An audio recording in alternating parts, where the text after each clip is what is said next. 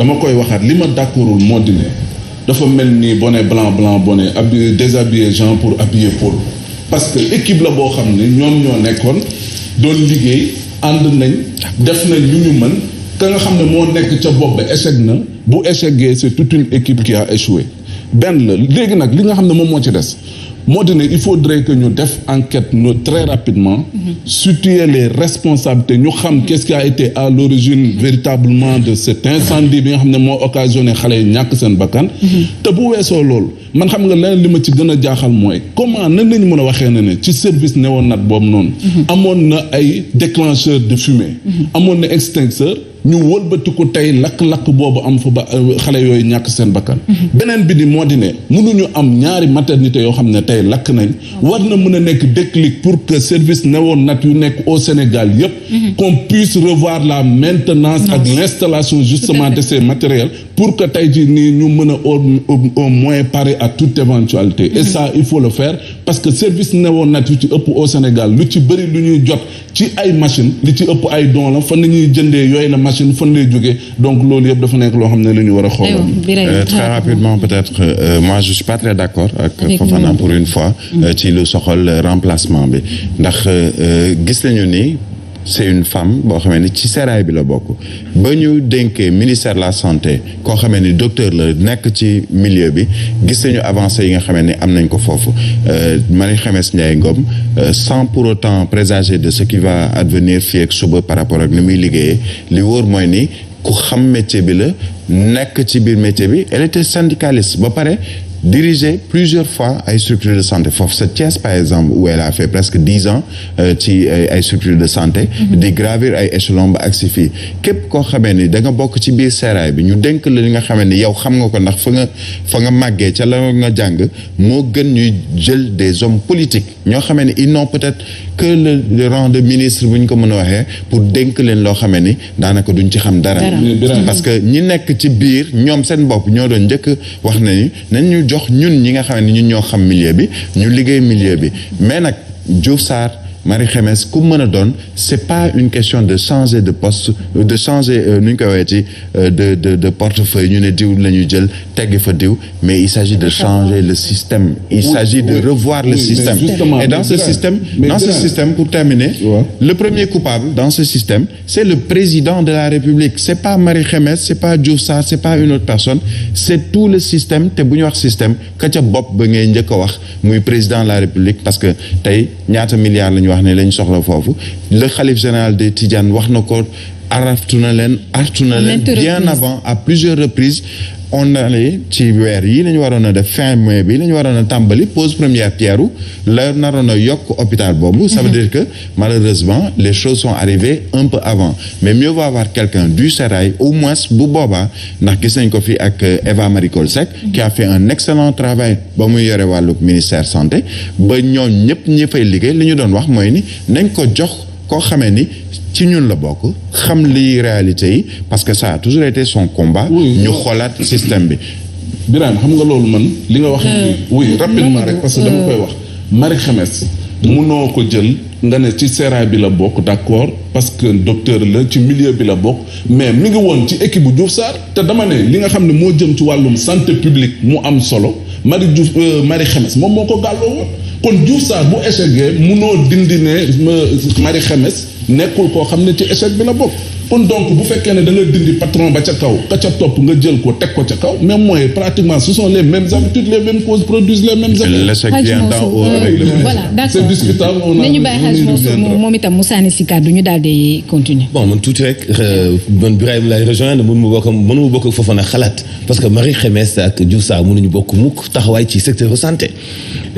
Marie Khemesse xamul lu dul loolu te xam na démb mooy comme li ñu doon développé lan mooy centre de santé lan mooy hôpital niveau 1 niveau 2 niveau 3 benn bu nekk lan la laaj ci wàllu construction wu hôpital aussi bëgg-bëgg bi mu ci am yéene bi mu ci am mënta bokk homme politique bu ñu jox ni ko diriger secteur boobu mënta bokk parce que kii avancement au secteur bi moom ci lay noyyee ci lay amee afia ci lay amee salaam xamul lu dul loolu mënoo ko transformer benn militant wu politique santé la xam kese moom Diouf Sarr même bu toppee ci moom parce que dogal la boo xam dañu ni Diouf Sarr Mamadou Fofana jàkkaarloo ak Birahim mu lay accompagner ci commentaire yi ça se passe exactement comme ça du dogalu Diouf Sarr wala keneen xam-xamam moo ko permettre ñu dénk ko santé publique mais mënut a bokk Diouf Sarr taxawaay ci biir santé parce que loolu dong la xam loolu dong la man te ni mu aperçu bi mu ciy am du bokk ak aperçu bi ci Diouf Sarr di am te am na ay nomination politique yu am mais Marie Khemesse du jël décision yooyu te bu ñu forcer loxoom bu ñu weñee loxoom ci yenn décision politique yi ñëpp daañu ko dégg parce que du nangu échec ci biir secteur bi dafa am ay ndaw yu ci nekkal xam ne daf dañuy xaar résultat ci moom xam nga bu fàttali ne Eva Marie man d'accord naa ne mën nañ ko jël parce que ci la bokk kippaaru mais beneen bi mooy ci suufu kippaaru Eva Marie Coll Seck la nekkoon am na échec yoo xam du ko accepté quand même mais man même bu mu fekkee dama bokk ak yow ñu ne la yow kat li ngay def li baaxul ma toog ci mais damay cautionner li ngay def même bu fekkee mën naa ci xam non système Sénégal foofu ni muy doxee système Sénégal par rapport ak loolu non système Sénégal non système Sénégal démissionné wul parce que gisul ne doxalin bi neexu ko mu génn non ci Covid ba waaw ci gestion Covid waaw mais ba léegi dafa démissionné parce que d'accord gestion Covid ba la démissionné woon waaw très bien non mi ngi noonu danañ ci dellu si wax xëy na ak ci xibaaru 8h yi moom passé na sax daanaka ba teg 3 minutes Mame Mbaye Ndiaye bu fekkee yemb na rek ñu jàll ci revue des titres yi Birahim Diadio Touré moom day dem rejoindre suñu équipe bële ca Massalikul Jinaan yow mën ngaa ñëw taxaw fii. alors kon Mamadou Fofana demal taxaw ni en attendant dama taxaw ne en attendant ayja ñu jaajëfal Ndeye Khady Thiam Tall gis nañ liggéey bu rafet bu nga xam ne def na ko foofee sa Massalikul dañuy tàmbali rek nag te xam ne toute la journée wala 72 heures yëpp di ngeen ci ànd ak yéen ci Zik FM ak Sen TV gis nañu laxasaay yi yaay faal yi taalibe yi ak mboolem ku nga xam ne jàpp nañ ne foofu nga fanaan démb ci xayma yi ngir nag dalal sunu gan gi nga xam ne du gan ndax ku xam histoire Massalikul Jinaan mënees nañu jàpp ne kon ñëwul nekkul ak gan dafa ñëw ci këram moom xalif général kullu murit Mantulaay ci bundooy nag mu ngi ko doon wax sànq moom it ñaanam gi tey la ñaanu maam Seydina Issa Laye ñu ci ziar bu baax nag sang bi Chérif Ibou Seyni Laye ñu koy ziar bu baax Mantulaay ci bu moom ñaan gi bu ñëwee da koy jooy ba mu jeex donc nag ñaan gi tey tamit foofu la ndax bés bi li si daje dafa bari ci àjjuma ji waa xaar yàlla nag ñoo ngi sunu 11e édition cant yi nga xam ne annuel la ak cant lay doon ñu koy amal at mu jot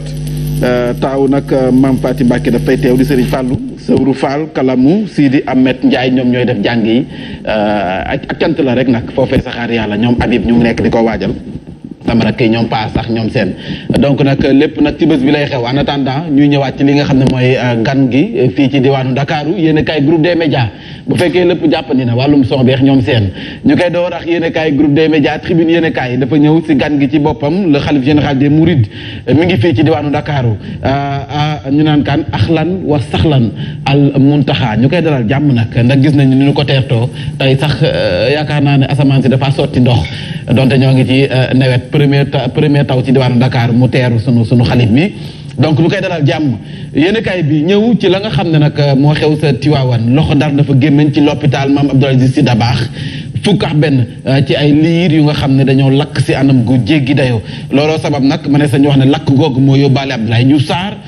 ñi nga xam ne ñoo doon posté démb di wax ne Abdoulaye Diouf Sarr da démissionné xam naa mën nañ dindi poste yi ndax nag moom avant mu doon def délégation di fa dem sax xam naa lettre bi dañ ko signalé woon rek waaye bindoon nañu ko ba noppi Abdoulaye Diouf Sarr jëlee nañu ko fii Marie Khemesse Ndiaye Ngom moom moo dikk kon nag maam Jere dem na maam Khemesse dikk na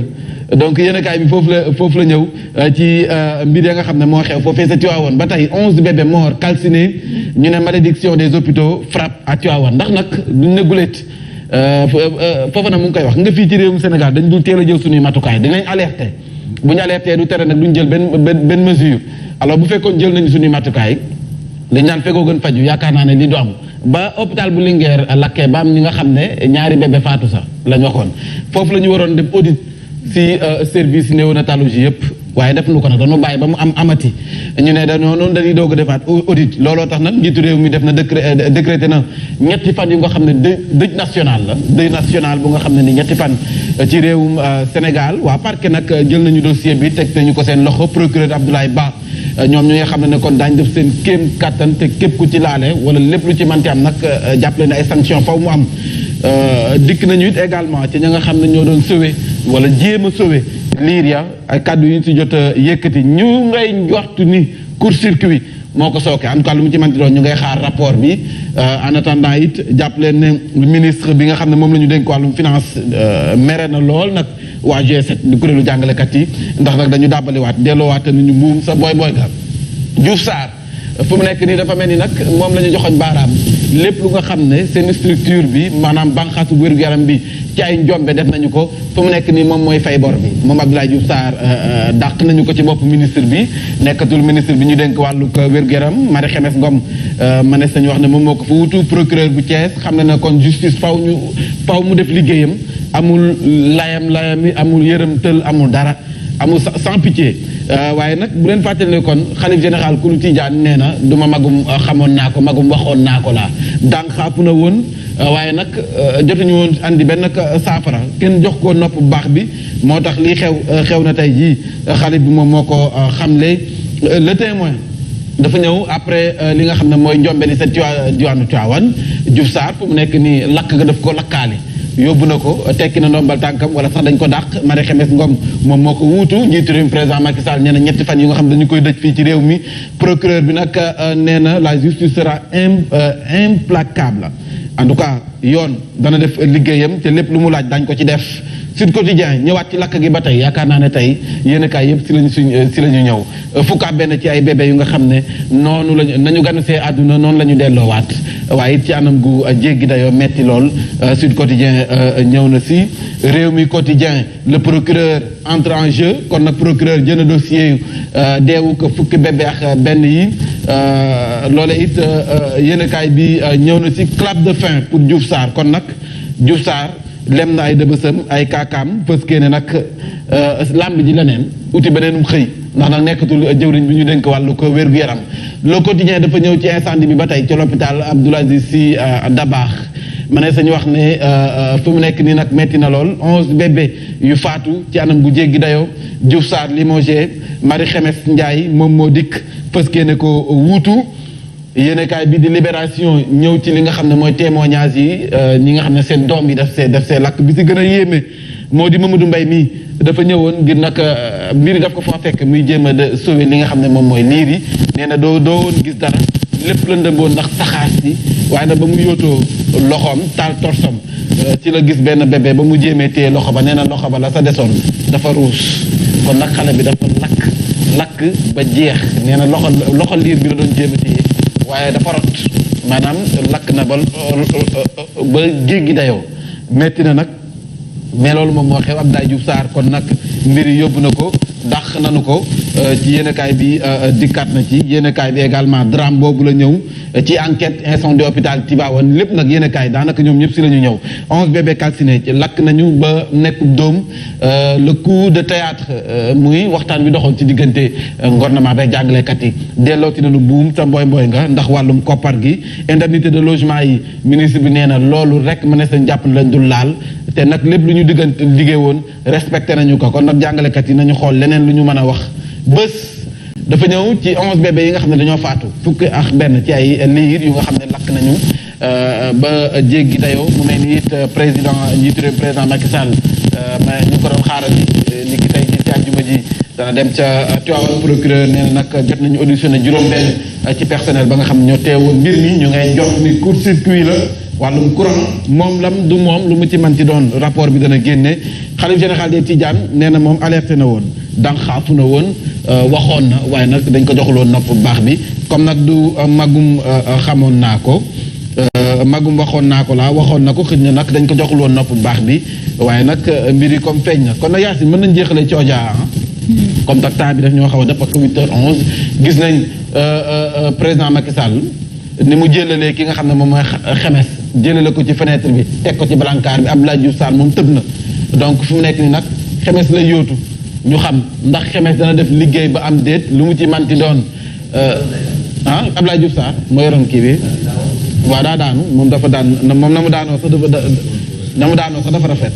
moom daanu na léegi président Macky Sall mi ngi nii di yóotu ki nga xam ne moom mooy Khemesse ñu fës kii ne nag toog di xaar yeneen nekk mais ak seegul ci suuf. bii nii ak seegul xëy na ci législative bi lay xaar daal yaa ngi ci suuf daal yi. kon législative yi nga dese pour mu yegg ci suuf. lu mu wax moom am na lu mu wax bi muy daan am na wax. donc c'est moi qui saute. ok donc dafa bëgg wax ne du man kepp Abdoulaye Diouf Sarr. waaw nee na moom du moom kepp. comme tontu je suis lan. Xemes ne que ni je suis aux anges pardon je suis 11 anges. installation docteur Xemes comme ministre validé gis nga moom si wax fa dëgg de yàlla mu ne moom nag fu mu nekk nii comme Xemes nee na moom mi ngi ci mbégte ni Abdoulaye Diouf Sarr ne ko kon man maay tëdd. waaw dafa bëgg wax ne du moom kase. comme Mamadou Fofana lu mu wax rek li ñu doon wax sànq ci actualité bi. kii nee na du moom kase moom nee na wax fa dëgg de yàlla fu mu nekk maa ngi ci mbégte ni comme Xemes te xamul ne. te ànd ak Diouf Sarr ci lépp. Yaya Diallo. vidéo baa ngi fa fépp. saa bu demee à l'Assemblée nationale. loolu dong lay interpeller Abdoulaye Diouf Sarr saa bu ñuy voter Abdoulaye Diouf Sarr budget nee na ko monsieur le ministre suñu hôpitalu Mame Abdou bii nekk Tivaouane jéemal ñu ci pexe plusieurs fois yàgg na ko wax. ba jéeye am Marie Xemes a taxaw de. ne ko ba jéeye am. te kanam Marie Xemes teg. sa kanam mën a xemes. comptable du bilan. bu foofu ko fëri.